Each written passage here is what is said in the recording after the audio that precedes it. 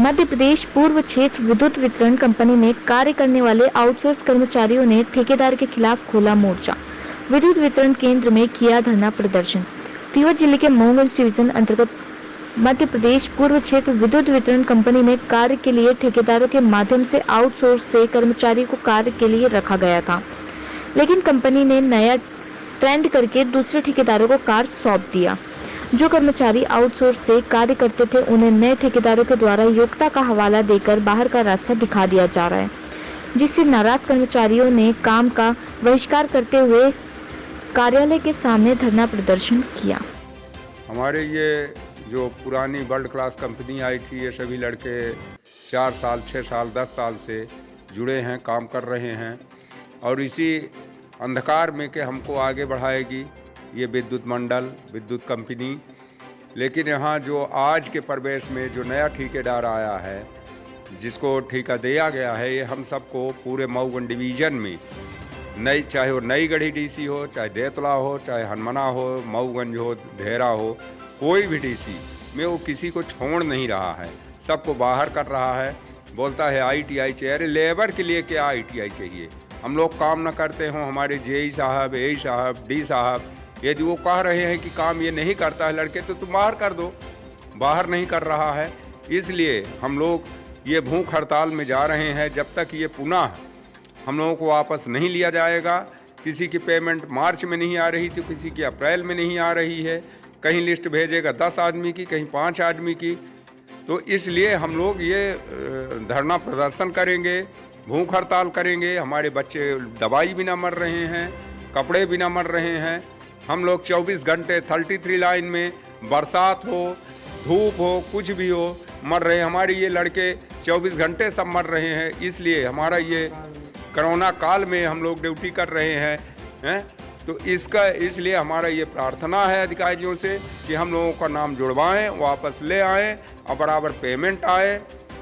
और ये जो ITI बोल रहा है, तो ITI हम मानते हैं कि ज़रूरी है, लेकिन ITI ऑपरेटर के लिए, सब स्टेशन के लिए ज़रूरी है। लेबर के लिए क्या ज़रूरी है? उसमें ट्रांसफार्मर ढोसना है, तार खींचना है, इंसुलेटर बदलना है, तो उसमें ITI कहाँ है? उसमें अनुभव चाहिए। ITI है तो फिर इसलिए हम कहते हैं कि जो सेमी स्किल्ड लाइक नहीं है, स्किल्ड लाइक नहीं, उसको अनस्किल्ड में कर दीजिए। लेकिन ये बाहर करना, 10-10 साल से यहीं ज़िंदगी बर्बाद कर दिए, अपना घर द्वार छोड़ के हम लोग मर रहे हैं। पूरी रात बरसात हो, गर्जा हो, वर्षा हो, कुछ भी हो, सांप खा ले, बीची खा ले, कोरोना हो जाए, उसके लिए नहीं देख रही कंपनी।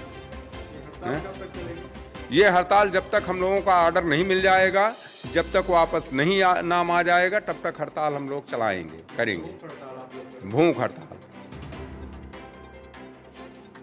हम लोग बाहर शोध विद्युत कर्मचारी DC देवतला से हूँ। हम लोगों को ट्रिक डिटेक्टिव कंपनी दिल्ली द्वारा बाहर कर दिया गया है और उनके द्वारा जो लिस्ट जारी हुई है उसमें ये बोला गया है कि जो अनस्किल्ड वाले हैं वो 8वीं पास चाहिए और सेमी स्किल्ड वाले 10वीं पास चाहिए और ITI।